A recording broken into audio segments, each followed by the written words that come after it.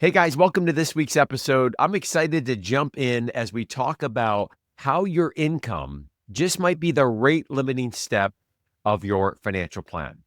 When we talk about achieving our long term financial goals, whether that's building wealth, having more funds to invest in experiences, whether that's giving, all of the above, it comes down to having cash flow to achieve those goals and cutting expenses.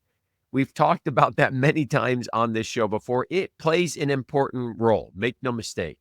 But at some point in time, you can only cut so much. And so we want to spend some time looking at the other side of the coin, which is growing your income and what potential that might provide when it comes to the financial plan. So, what if we shifted our focus more to the income side of the equation? Because opportunities exist all around us to grow our income. I didn't say that it was easy, and I didn't say it wouldn't come without failures along the way. I said that there are opportunities all around us and that it has no limit. And this is a big mindset shift for many of us that grew up in a profession where there was a ceiling, at least one that we put in our own minds, on how much we would earn with the degree that we had. Many of us went through school and we came out with this story, sometimes said or unsaid, that, hey, when you graduate, you're going to make a good six-figure income. And objectively speaking, pharmacists do make a good six-figure income. But because of that mindset, we often get uncomfortable if we think about income growing beyond that number. The idea that it could be more, maybe double or triple that, it's scary because it butts up against what we have known and what we have believed, right? It butts up against our experiences. Now, my experience tells me in my own situation and working with many other pharmacists that if we have a solid financial base and foundation to work from, the more opportunities that we actually start to see. Perhaps they've been there all along, but the more aware we are, because we're now in a position and a mindset that we can entertain the idea of taking calculated risks. Because when we have that strong foundation, we shift our mindset from a scarcity mindset to an abundance mindset, and we begin to see the opportunities for how we can not only grow our income, but how we can leverage that income growth to other parts of the financial plan. So the question is, what opportunities exist to earn more income? Tell me more, Tim. What opportunities exist to earn more income? And I'll speak from experience of those that I have run across my own financial plan and those that I've come across in interviewing other pharmacists on this show. Certainly, it's not meant to be an all-inclusive list. And if you have other ideas, whether you're employing them in your own financial plan or you know of others that are leveraging strategies to grow their income and expand their income to accelerate their financial plan, send us an email at info@yourfinancialpharmacist.com. Would love to hear about it and be able to address those on an upcoming episode. Now, before we jump in, I am not going to spend time on the one income growing idea that perhaps is the most obvious, right? Which is picking up. One of the blessings that we have in our profession is that we can, in many cases, pick up extra shifts either at our employer or at another employer at a really good hourly wage that those additional dollars could be put to work in the financial plan. So if that's available to you and you're interested in doing that work, that just might be the path of least resistance. So I'm not going to focus on that, but I am going to focus on three other buckets of which I think you can grow your income. Maximizing your compensation, real estate investing, and generating income through a side hustle or a business. And again, I'll feature several examples of pharmacists all along the way. So let's start with number one, which is your compensation, right? Let's address what you already have available to you to see if we can maximize that further, see if we can squeeze out more from our compensation while we also explore other strategies. So if you are working a W-2 job, I want you to ask yourself this question. Is my value being compensated appropriately? Is my value being compensated appropriately? If so, great. If not, are you advocating for yourself? And if you're not advocating for yourself, why not? Is there a potential for a raise within your organization and negotiating that raise, or perhaps a new position externally that could give a boost to your income? Now, we all know from experience that when it comes to satisfaction in the workplace, it's not just about the income. So I don't want you to lose sight of those other factors. But if your value is not compensated appropriately, is there an opportunity internally or externally that we could pursue to grow that top number? Now, my experience tells me that making a transition from one employer to another is a good opportunity. It's a good time to right size compensation and negotiate if you have the leverage to do so.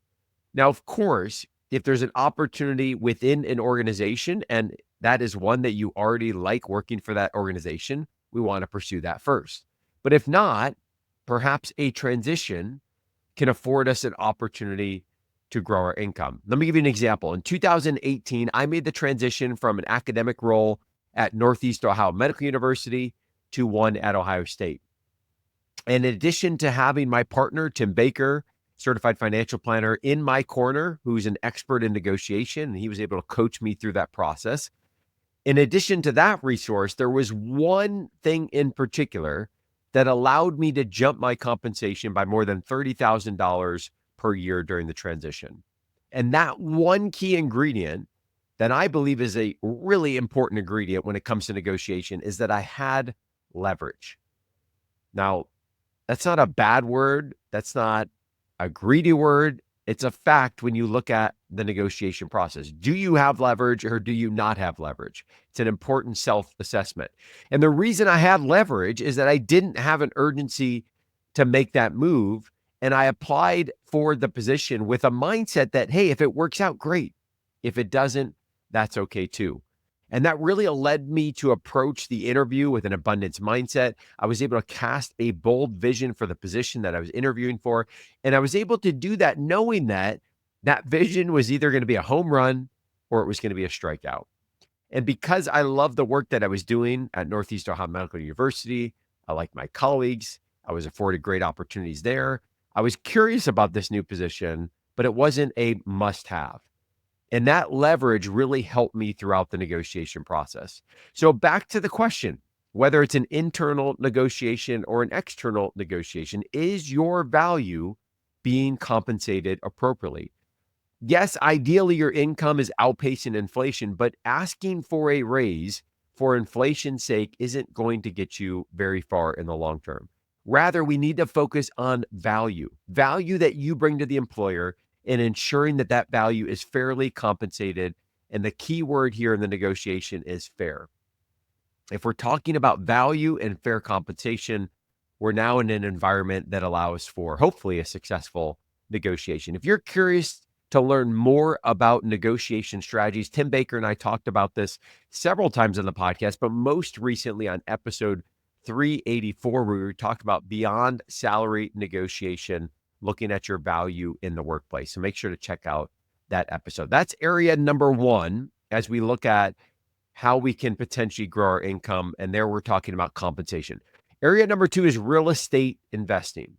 Real estate investing. Now, outside of investing in the purchase of our office building for your financial pharmacist and doing some more passive hard money lending, I'll talk about that more here in a moment.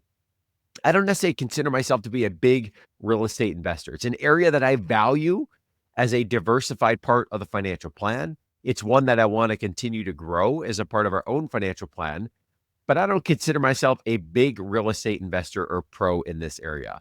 But we have some great resources available through our community, and those have been led by David Bright and Nate Hedrick, who are the co-hosts of the YFP Real Estate Investing podcast. They put out some great content sharing not only their own investing journeys, but also featuring other pharmacists that are doing real estate investing in all different types of way across the country. So make sure to check out that resource. That said, while I don't consider myself to be a big real estate investor, I do personally know many pharmacists in our community that have been successful in this space, and they've done it in a lot of different ways. And one of the cool things about real estate is that it comes in many different forms and flavors, that depending on your risk tolerance, depending on what level of involvement, how hands-on you do or don't want to be, some opportunities may be more interesting than others. And many of you are likely already real estate investors and perhaps aren't even aware of it. I'm talking about investing in REITs, what are known as real estate investment trusts, which just might already be in your asset allocation inside of your 401k or inside of your 403b as one example. And what is a REIT? Well, instead of owning and holding a property, a REIT or a real estate investment trust is an investment in a company that pools money together to own or finance a real estate portfolio. So it's one way that you can diversify your portfolio and get invested in real estate without owning the physical property and managing that yourself. So, what are the different types of real estate investing that are out there?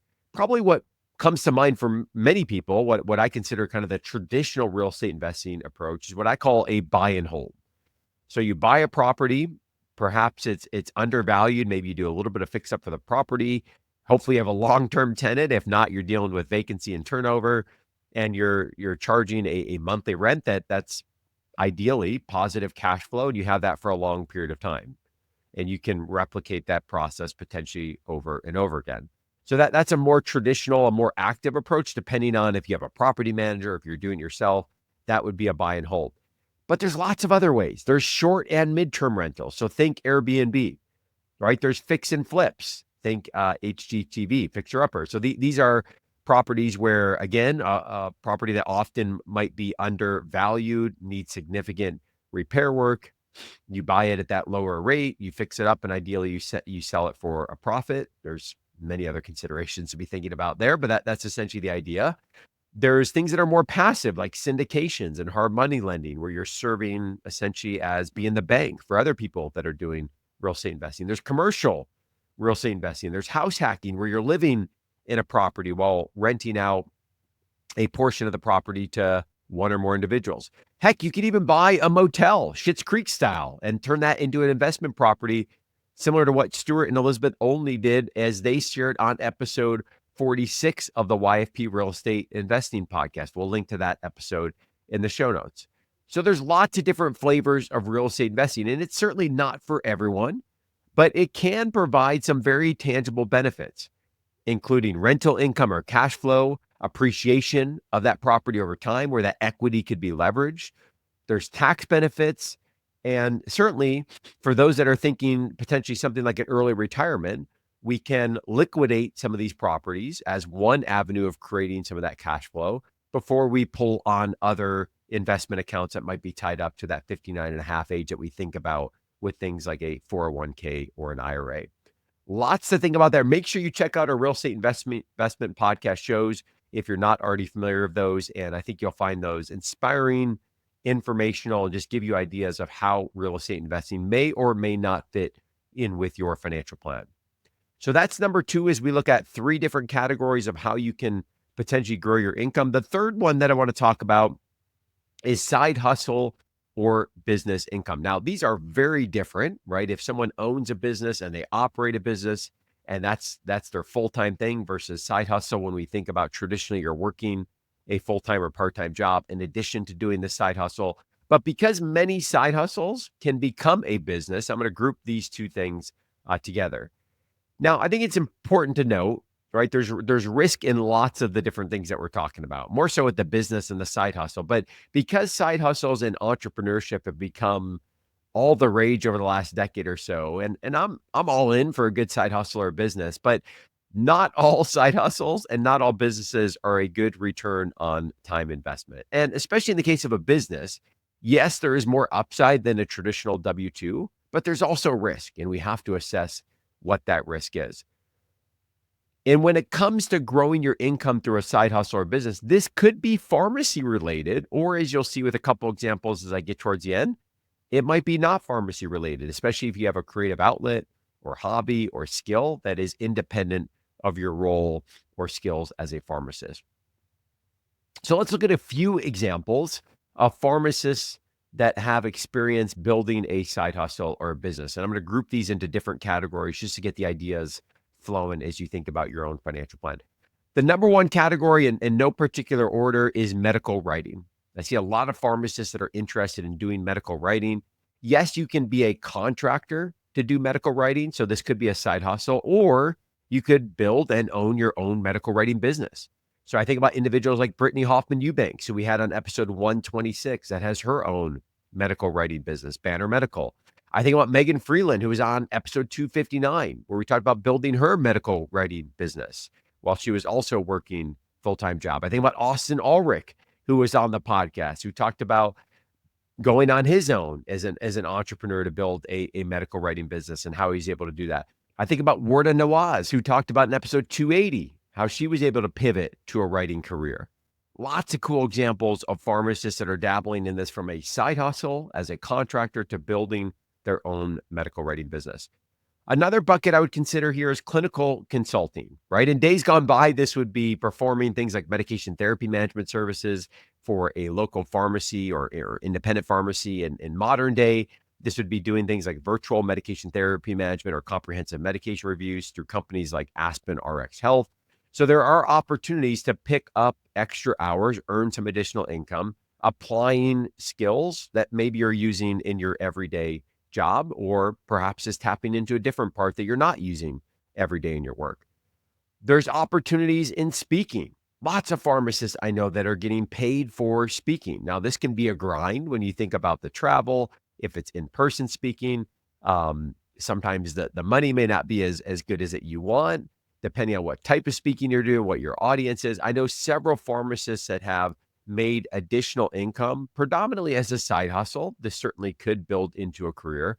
One I think about in particular would be Corey Jenks. We've had on the podcast most recently on episode 362, talking about fatherhood, family, and fire. If you're not familiar with Corey, he's written a couple books. And on that episode, we got to talk about his book on fatherhood. He's a comedian, and he just has a great speaking package and keynote that brings his healthcare experience, formerly working with the VA, now working for a different employer, but pairing that healthcare experience with his passion and love for comedy and bringing that in a way that helps clinicians, pharmacists, and other healthcare professionals be more compassionate and lighthearted in how they approach those interactions with patients. And he gets paid for the speaking that he does. And his book led to his speaking. His speaking helped further his book sales. So that's one example that I would throw out there. The next bucket that I would bring forward is what I'm calling content creation or online courses or communities where people are monetizing their clinical expertise. So they built a brand, they have an area of clinical specialty and expertise, and they've been able to monetize that in different ways. Several individuals here that are worth highlighting. One, Jamie Wilkie, we had her on a couple episodes of the podcast, most recently on 359. Again, we'll link to all these in the show notes. She first built a pharmacogenetics course and community. She worked for a while in retail pharmacy, left that work, built her own course and community, has now built a brand under the Misfit PharmD, where she's helping to coach pharmacists that are looking at career transitions and how they can take the skills that they have and be able to apply those skills to perhaps a different work scenario and employment setting than the one that they're in now. So if you're not already following her on LinkedIn, I would encourage you to check her out. She's got great content. I think about individuals like Blair Thielmeyer, who built the Pharmapreneur Academy, and she took a difficult situation of finding herself unemployed to starting her own business and became really a thought leader in our profession, not only through that academy, but through her personal brand that has led to additional consulting opportunities for her as well. She wrote a book as well early in her journey. So lots of pieces to consider here. I think about Tim Gauthier, who's an ID clinical specialist that we had on the podcast a couple years ago, who has taken his clinical expertise to build and monetize an online community and paid courses. He has a social following that he built early on Twitter and now X, all focused around ID stewardship. So it's the work that he's doing day in and day out, and he's able to then package that and build a brand around being the leading expert in ID stewardship for pharmacists. I think about individuals like Jimmy Pruitt, who's worked full-time in an ED pharmacy and has started with a podcast. He's got an online community and resource. He's got now an in-person live event for emergency pharmacists and other healthcare professionals. Built that while working full-time as an emergency clinical specialist. Again, taking the work that's being done every day and using it to monetize that clinical expertise and be able to reach a broader group.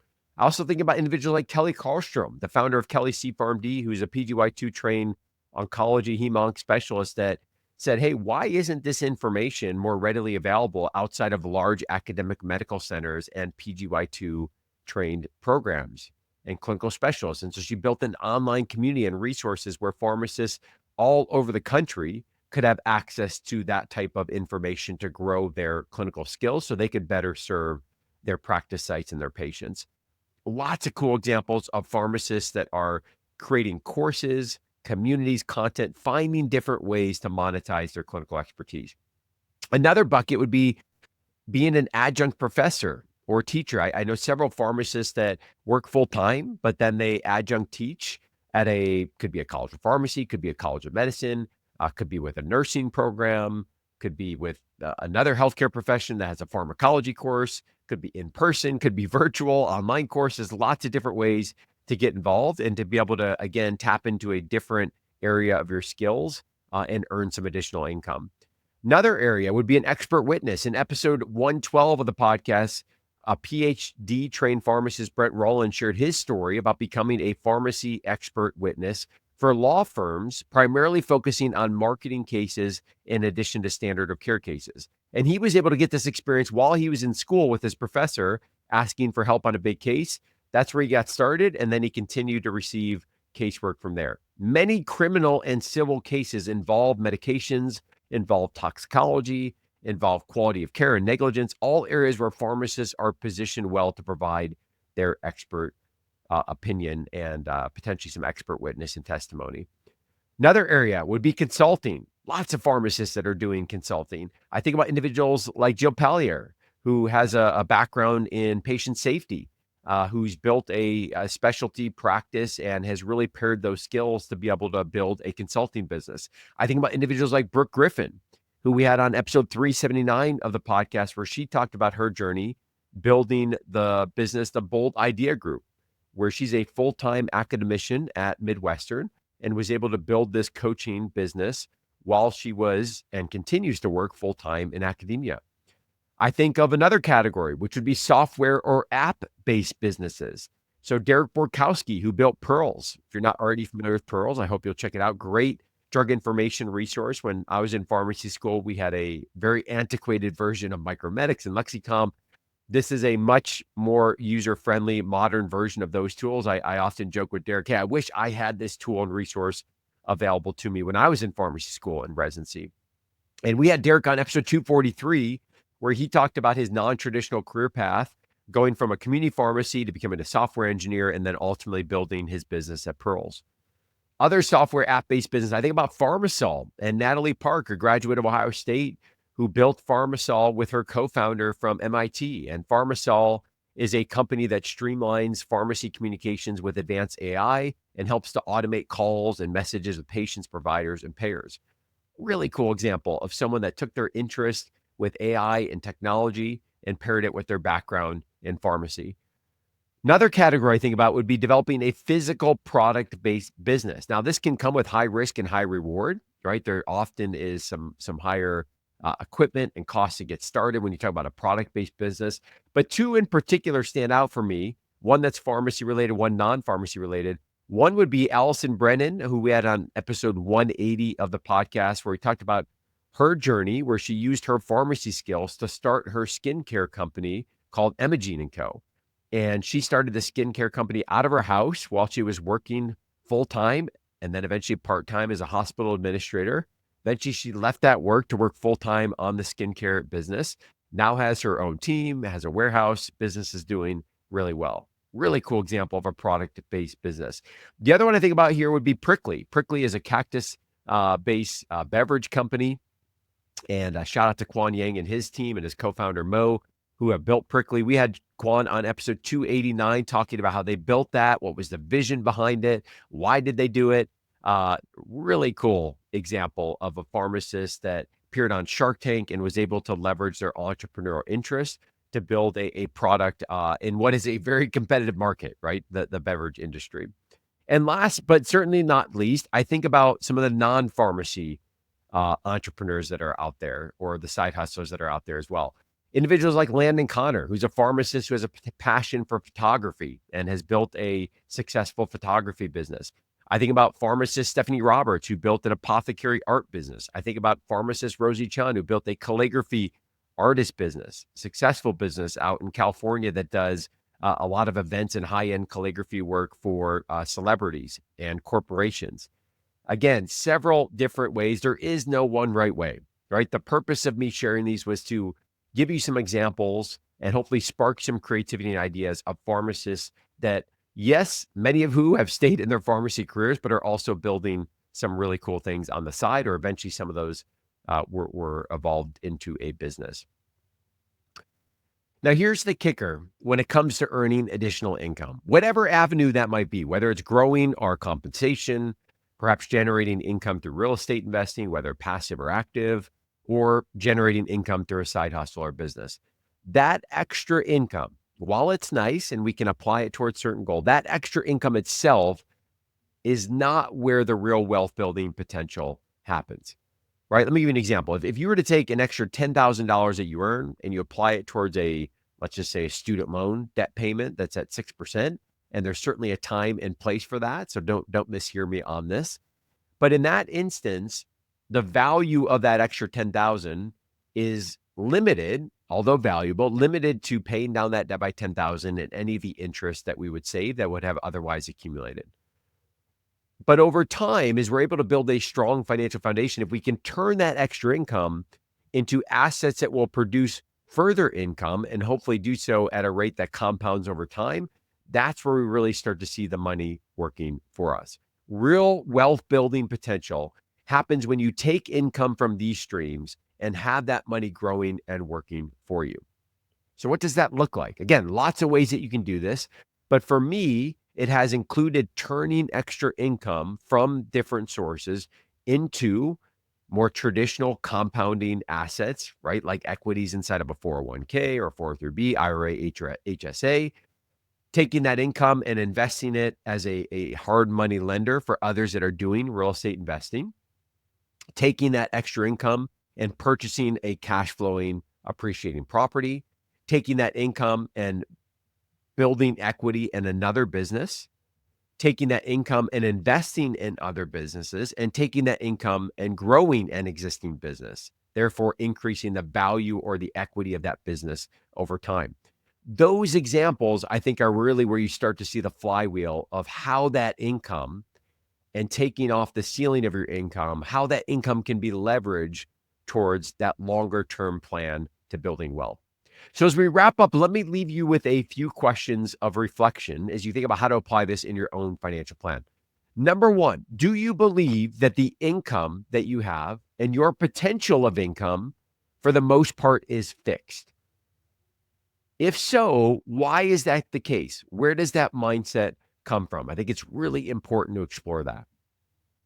Second question, if you work for a traditional W-2 job, are you being compensated fairly for the value that you're bringing? If not, what has been holding you back from asking and negotiating additional compensation? And number three, what opportunities are there for building wealth, investing in experiences, and giving beyond those that I mentioned throughout this episode? And if you have an idea, as I mentioned at the beginning, of something you're doing or something someone else is doing, send us an email at info@yourfinancialpharmacist.com. Thanks so much for listening. Have a great rest of your week.